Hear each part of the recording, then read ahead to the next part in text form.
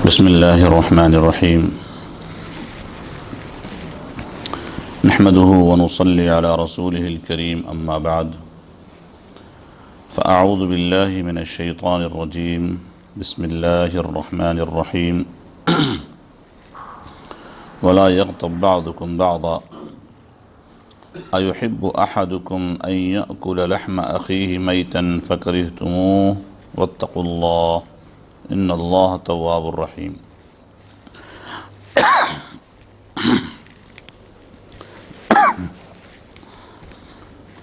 صدق اللہ العظیم. میرے قابل احترام بزرگوں، بھائیوں، دوستوں، سورۃ الحجرات کی ایک آیت کریمہ آپ کے سامنے میں نے پڑھی ہے. اس میں اللہ تبارک و تعالی شانہ نے فرمایا کہ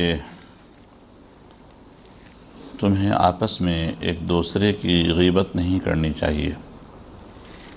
وَلَا يَغْتَبْ بَعْضُكُمْ بَعْضًا، اور اس کے بعد فرمایا أَيُحِبُّ أَحَدُكُمْ، کیا تم میں کوئی شخص اس بات کو پسند کرے گا کہ وہ اپنے مرے ہوئے بھائی کا گوشت کھائے. أَيُحِبُّ أَحَدُكُمْ أَن يَأْكُلَ لَحْمَ أَخِيهِ مَيْتًا فَكَرِهْتُمُوهُ، تم تو اسے ناگوار سمجھتے ہو. فرمایا واتقوا اللہ، لوگو اللہ سے ڈرتے رہو. ان اللہ تواب الرحیم، اللہ تعالیٰ بے شک بہت زیادہ توبہ قبول کرنے والا ہے، بڑا مہربان ہے. توبہ قبول کرنے والا اور بڑا مہربان، یہ دو لفظ اللہ تعالیٰ نے اپنے صفات کے الفاظ بیان فرمائے. اس میں اشارہ اس بات کی طرف ہے کہ اگر انسان سے کوئی گناہ ہو جائے تو اس کے لیے مایوسی نہیں، معافی کا راستہ ہے. معاف کرنے والا وہ ہے، اللہ ہے.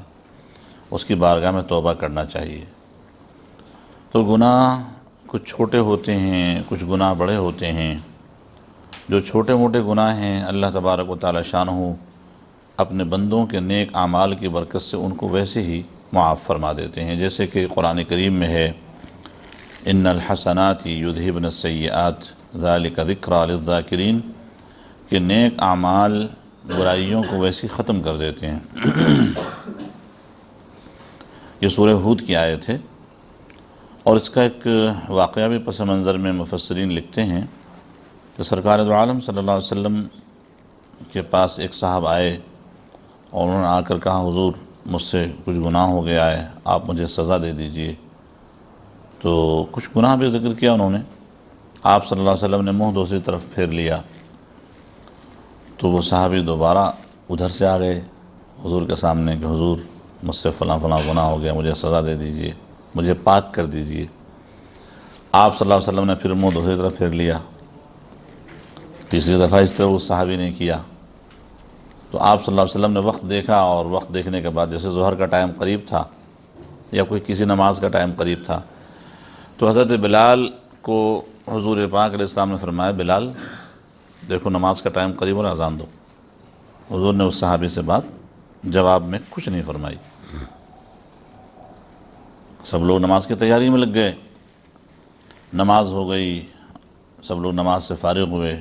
آپ صلی اللہ علیہ وسلم تشریف فرما، وہ صحابی پھر آ گئے کہ حضور مجھے سزا دے کر پاک کر دیجئے. تو آپ صلی اللہ علیہ وسلم نے فرمایا کہ آپ نے ہمارے ساتھ نماز نہیں پڑھی؟ کہنے جو حضور پڑھی تو ہے. تو آپ صلی اللہ علیہ وسلم نے فرمایا کہ اللہ تعالیٰ نے تمہارے گناہ کو معاف کر دیا. اور پھر یہ آیت کریمہ پڑھ کے سنائی، جس آیت کے الفاظ یوں ہیں اقم الصلاۃ طرفی النہار وزلفا من اللیل، کہ نماز قائم کرو دن کے دونوں سروں پر، صبح ہونے کے وقت بھی اور شام ہونے کے وقت بھی. یہ دن کے دو سرے ہیں، فجر ہو گئی، مغرب ہو گئی. وزلفا من اللیل، اور رات کے کچھ حصوں میں بھی. تو فرمایا کہ ان الحسنات یذہبن السیئات، یہ نیکیاں جو ہیں وہ گناہوں کو مٹا دیتی ہیں. اب وہ صحابی خوش ہو گئے، کہنے لگے حضور یہ خاص میرے لیے ہے یا اوروں کے لیے بھی ہے؟ حضور نے فرمایا میری امت میں سے ہر شخص کے لیے ہے، کہ جو بھی ایسا کرے. کسی سے گناہ ہو جاتا ہے انسان سے. اب رہ گئی بات کہ گناہ کی کیٹیگری، کہ کون سا گناہ چھوٹا ہے کون سا بڑا ہے.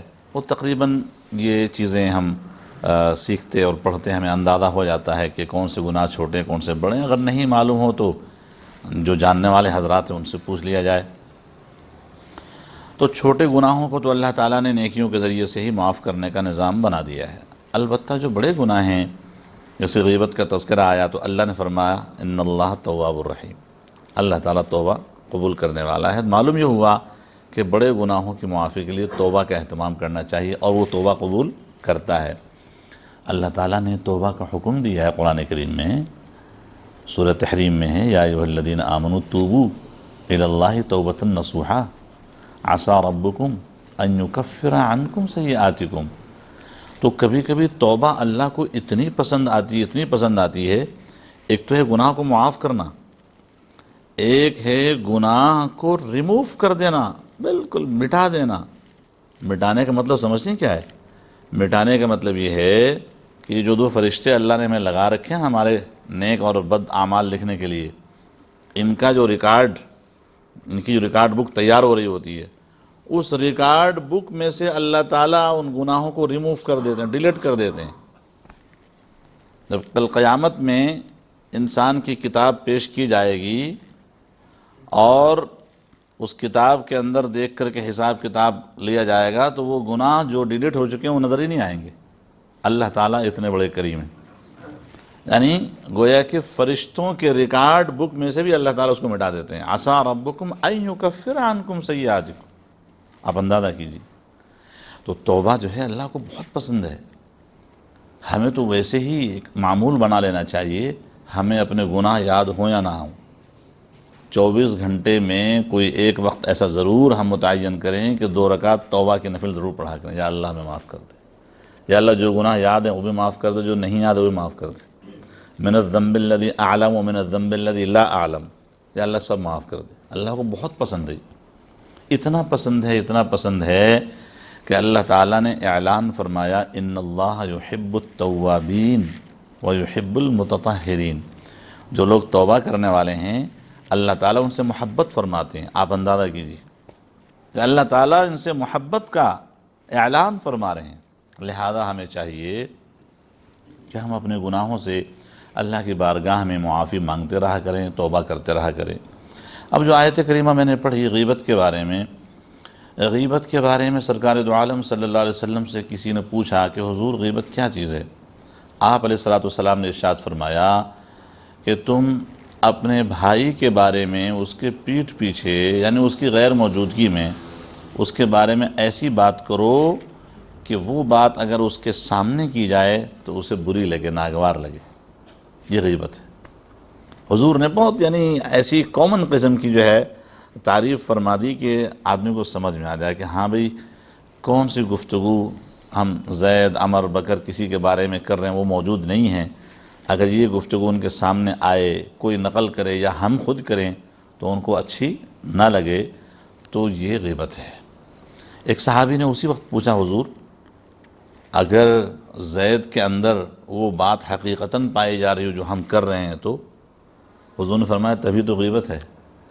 اگر سچ مچ اس کے اندر یہ عیب ہے، یہ برائی ہے، یہ خامی ہے، یہ قصور ہے جس کا تذکرہ ہم آپس میں کر رہے ہیں اور وہ موجود نہیں ہے، لیکن اس کے اندر یہ خامی ہے سچ مچ، حضور نے فرمایا تبھی تو غیبت ہے۔ اور اگر وہ عیب اس کے اندر نہیں موجود پھر بھی ہم اس کے بارے میں بات کر رہے ہیں تو یہ بہتان ہے۔ تو بہتان بھی خطرناک گناہ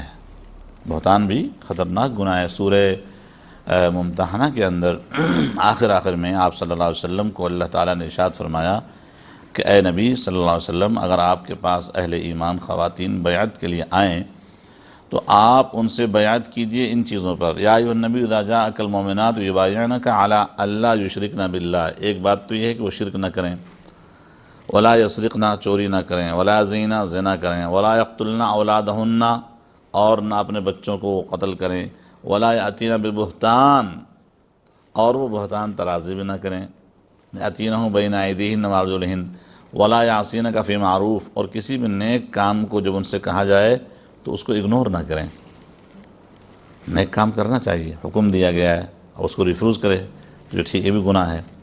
فبایعہن، پھر آپ ان کے لیے بیعت کر لیجئے، واستغفر لہن اللہ، پھر آپ ان کے لیے اللہ سے مغفرت بھی طلب کیجئے۔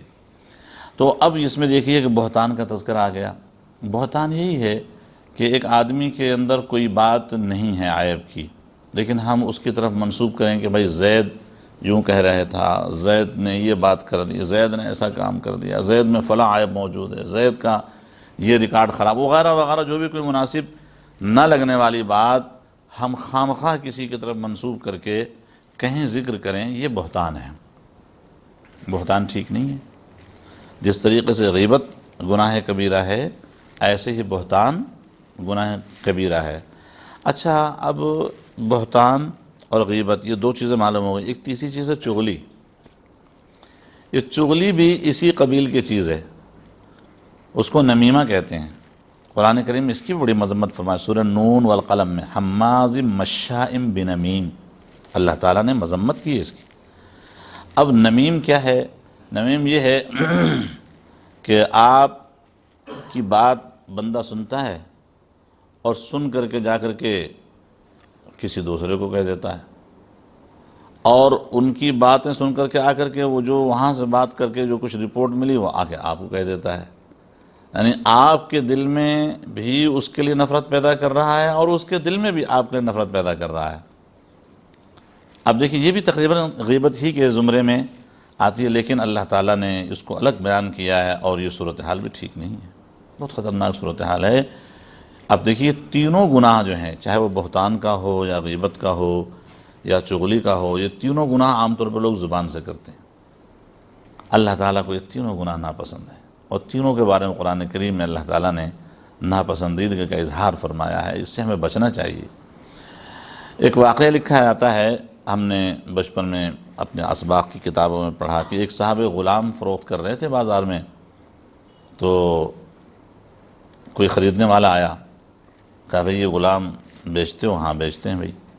تو ٹھیک ہے، آپ اس کے بارے میں جو کچھ ہے، کچھ اس کی کوالٹی وہ بتا دیجئے، کیا کیا اس میں کوالٹی، کیا کیا صلاحیتیں ہیں۔ انہوں نے کہا صاحب اس میں ساری صلاحیتیں موجود ہیں، یہ کام بھی کرتا ہے، محنتی بھی ہے، وقت کا پابند بھی ہے، وغیرہ وغیرہ سب کچھ، ایک عیب اس میں ہے، وہ عیب یہ کہ لگائی بجھائی کرتا ہے، ادھر کی بات ادھر، ادھر کی بات کرتا ہے، باقی اور کوئی اس میں عیب نہیں ہے۔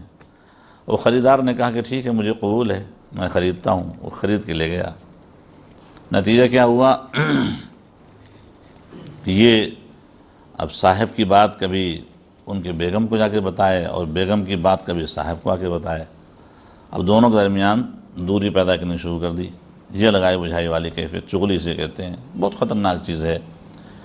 اللہ تعالیٰ اس مرض سے بھی ہم سب کو محفوظ فرمائے۔ نتیجہ کیا ہوا؟ اس نے ایک دفعہ کہا کہ بیگم صاحبہ سے کہ صاحب آپ سے بہت ناراض ہیں، مجھے ایسا لگتا ہے کہ صاحب جو ہے نا آپ کو چھوڑ دیں گے، آپ کو طلاق دے دیں گے۔ کہا اچھا، یہ تو بڑی عجیب بات ہے، تو پھر کیا کرنا چاہیے؟ کہا جی بات یہ ہے کہ اس کا علاج ہے کہ صاحب کی داڑھی کے کچھ بال آپ کاٹ کے لے آئیں تو ان کے اوپر عمل کر دیا جائے گا، وہ ٹھیک ہو جائیں گے، آپ کی محبت ان کے دل میں آ جائے گی، گھر جو ہے آپ کا بسا رہے گا، بچا رہے گا۔ ادھر جا کے صاحب کو کیا کہتا ہے؟ صاحب مجھے گھر میں سے جو ہے نا نیت ٹھیک نہیں لگ رہی آپ کے بارے میں مجھے ایسا لگ رہا ہے خدا نخواستہ یہ آپ کے لیے کہیں قتل کا اقدام نہ کر بیٹھیں گے۔ ہیں کہاں، مجھے ایسے لگ رہا ہے سر، احتیاط کیجئے گا۔ اچھا ٹھیک ہے۔ اب وہ صاحب رات کو جب سوئے تو وہ چادر تو تان کے سوئے تھے، لیکن احتیاط سے تھے، کیونکہ ان کو خبر تھی کہ کچھ نہ کچھ ہونے والا ہے۔ اب وہ خراٹے ظاہری طور پہ خراٹے لے رہے تھے، محترمہ آ گئیں قینچی یا کوئی چیز لے کر کے، چھری وری لے کر کے آ گئیں کہ میں نے داڑھی کے چند بال لینے ہیں۔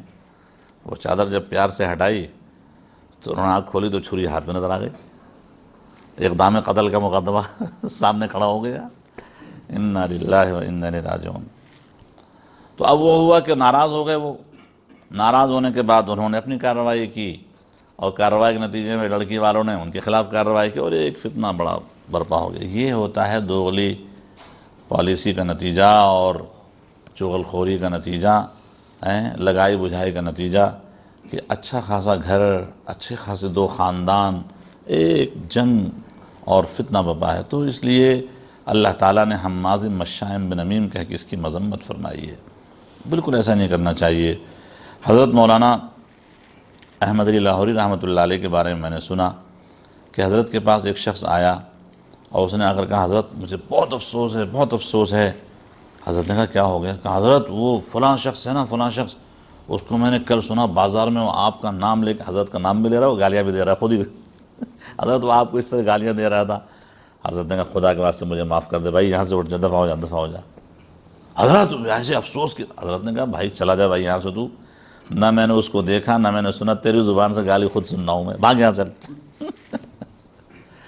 یہی ہوتا ہے نا، تو غیبت کرنے والا کیا کرتا ہے، چغلی کرنے والا، بھئی اگلے کو نہ ہم نے دیکھا نہ ہم نے سنا، نقل آپ کر رہے ہیں، روایت آپ کر رہے ہیں، آپ کی زبان سے الفاظ نکل رہے ہیں، ہم سن رہے ہیں، اس کا مطلب ہے کہ آپ ہی ہمیں گالیاں دے رہے ہو، بھائی چلو یہاں سے نکل جاؤ۔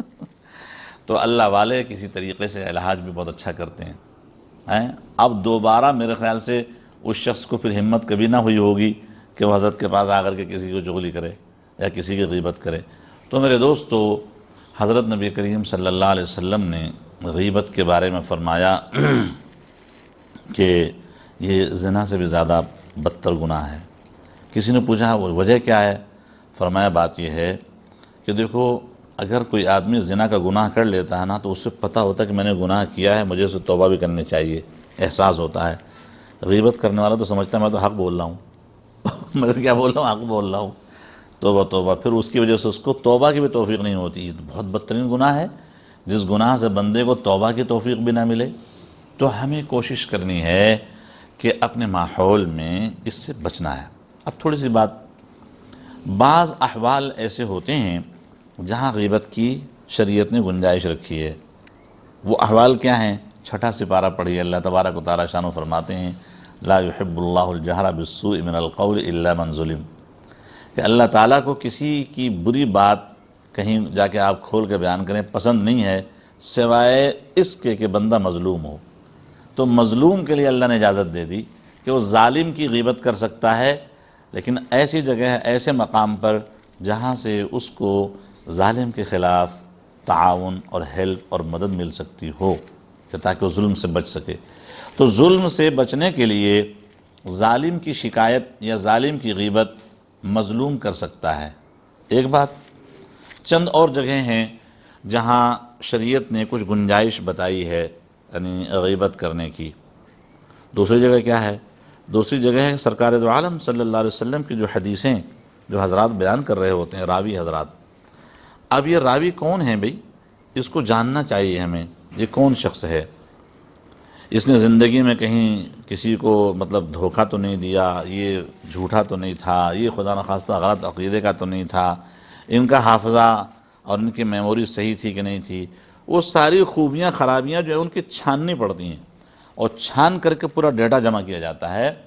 ایسے کم و بیش 6 سے 7 لاکھ انسانوں کا ڈیٹا علوم حدیث کے اندر محفوظ ہے، اور کہتے ہیں کہ دنیا کے کسی مذہب کے اندر اتنا بڑا ڈیٹا صرف رسول اللہ صلی اللہ علیہ وسلم کی حدیثیں بیان کرنے والوں کا، کہ یہ کون شخص ہے جو رسول کی حدیث بیان کر رہا ہے، اس کا اپنا بایو ڈیٹا پورا کیا ہے، اس نے کبھی جھوٹ بولا ہے، کسی کو دھوکہ دیا ہے، کسی کو لوٹا ہے، کسی غلط عقیدے میں پڑا ہے، وغیرہ وغیرہ، ساری چیزیں اس میں آ جاتی ہیں۔ تو یہ ہوتا ہے، اس کو کہتے ہیں اسماء الرجال کا علم۔ اسماء الرجال کے علم میں بندے کے احوال کو چھانا جاتا ہے تاکہ پتہ چل جائے کہ یہ بندہ قابل اعتماد ہے کہ نہیں ہے۔ بندہ قابل اعتماد ہوگا تو اس کی بیان کی حدیث آگے لی جائے گی، ورنہ نہیں لی جائے گی۔ تو معلوم یہ ہوا کہ روایت حدیث میں راوی کے احوال جانچنے کے وقت جو ہے یہ تھوڑی سی اس کی اچھائی برائی سب پیش کی جاتی ہے۔ 2 شکلیں ہو گئیں۔ تیسری شکل، رشتے ناتے جب آپس میں لوگ کر رہے ہوتے ہیں، عام طور پر کیا ہے، لڑکی والے لڑکے والوں کے احوال سے مکمل واقف نہیں ہوتے، لڑکے والے لڑکی اور اس کے گھر والوں کے احوال سے مکمل واقف نہیں ہوتے۔ جب بات چلتی ہے تو کچھ تھوڑا سا ٹائم رکھ لیا جاتا ہے، بھئی 6 مہینے سال، اس کے بعد ہم شادی کریں گے۔ یہ جو پیریڈ رکھا جاتا ہے بیچ میں وقفہ، اسی لیے کہ ایک دوسرے کے احوال سے واقف ہو جائیں۔ اب احوال سے واقف ہونے کے لیے ظاہر ہے کہ کبھی پڑوسی سے معلوم کریں گے، کبھی ان کے دوستوں سے معلوم کریں گے، کبھی ان کے رشتہ داروں سے معلوم کریں گے۔ اب آپ کے پاس کوئی صاحب آ گئے کہ بھئی زید کے بارے میں ذرا بتائیے، ہم نے اس کا بیٹا جو ہے دیکھا ہے، تو آپ کچھ احوال بتائیے۔ اب آپ نے اگر زید اور زید کے بیٹے کے بارے میں کچھ اچھی باتیں، کچھ ان کی جو برائیاں ہیں وہ آپ نے بتا دیں، یہاں آپ مجرم نہیں ہوں گے۔ شریعت کہتی ہے آپ کے لیے گنجائش، لیکن اتنی ہی بیان کریں جتنی صحیح ہو۔ یہ نہیں ہے کہ نمک مرچ اور لگا کے آپ اس کو کڑوا کر دیں، بالکل اس کا رشتہ ہوتا بھی نہ ہو۔ تو بعض ہمارے ماحول میں ایسا بھی ہوتا ہے، یہ نہیں کرنا ہے۔ گنجائش جتنی شریعت نے ہمیں دی ہے اتنی ہی بات کسی کی کڑوی اور میٹھی ہمیں بتانی ہے۔ اس کے علاوہ عام ماحول میں ہمیں غیبت سے بچنا چاہیے۔ اللہ تبارک و تعالیٰ شانہ اس کو پسند نہیں فرماتے۔ میرے بھائی بزرگ و دوستو، غیبت کی وجہ سے فرشتے جو دائیں بائیں ہوتے ہیں وہ فرشتے بڑی کراہت والی اسمیل محسوس کرتے ہیں اس شخص کے منہ سے جو کسی غیبت کرتا ہے۔ آپ اندازہ کیجئے، ہم یہ نہ سمجھیں کہ یہ کوئی معمولی چیز ہے، اس کی مخصوص اسمیل ہوتی ہے جو اسمیل یہ فرشتے محسوس کر جاتے ہیں۔ اللہ تبارک و تعالیٰ شانہ ہم سب کو معاف فرمائے۔ ایک دو روایتیں چھوٹی سی نقل کر دیتا ہوں، بات ختم کرتا ہوں۔ ایک دفعہ سفر میں سرکار دو عالم صلی اللہ علیہ وسلم کہیں دوپہر کا وقت ہے، ٹھہرے ہوئے ہیں اور صحابہ کرام بھی ٹھہرے ہوئے ہیں۔ دوپہر کا وقت ہو گیا، اب نماز بھی پڑھنی ہے، کھانا بھی کھانا ہے۔ تو کھانے کا نظم وغیرہ جن صحابی کے پاس ہوتا تھا ان کا نام تھا ابو رافع۔ اتفاق کی بات ہے ان کا نام بھی ابو رافع تھا۔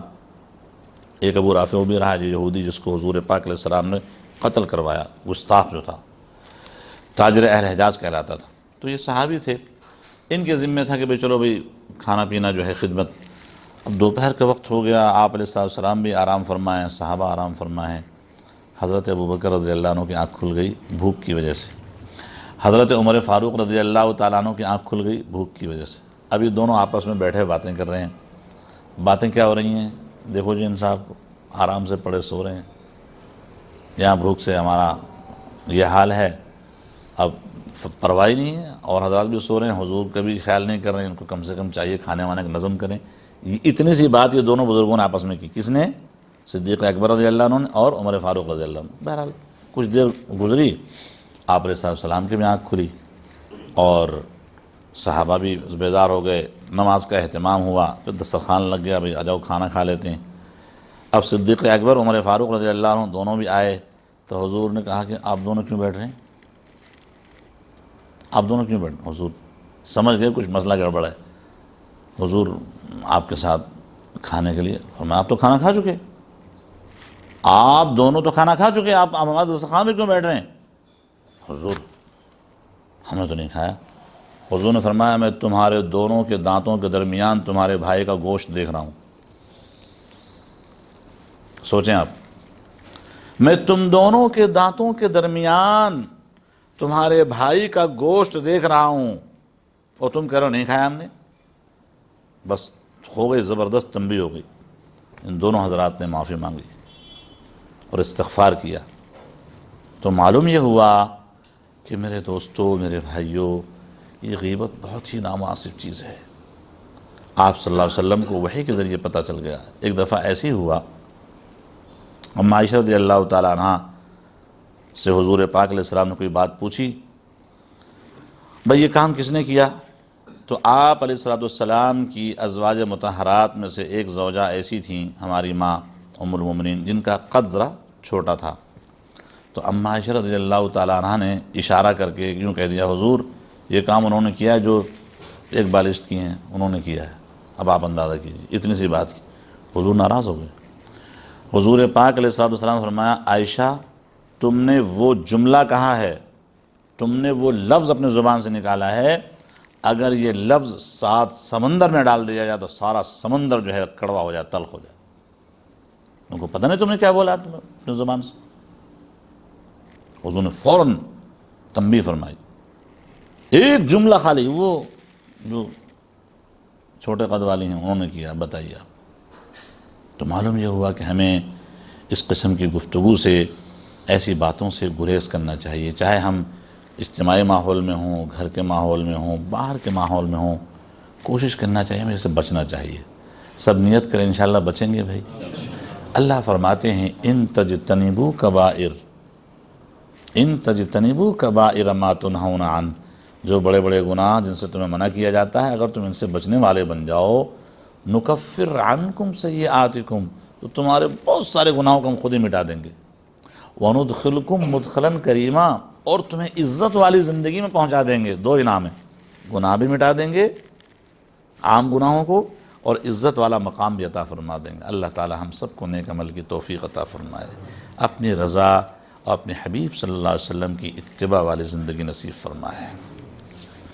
اللہم صلی علی سیدنا محمد وعلی آل سیدنا محمد وبارک وسلم وصلی علیہ۔ ربنا آتنا فی الدنیا حسنة وفی الآخرة حسنة وقنا عذاب النار۔ ربنا لا تزغ قلوبنا بعد إذ هديتنا وهب لنا من لدنك رحمة إنك أنت الوهاب۔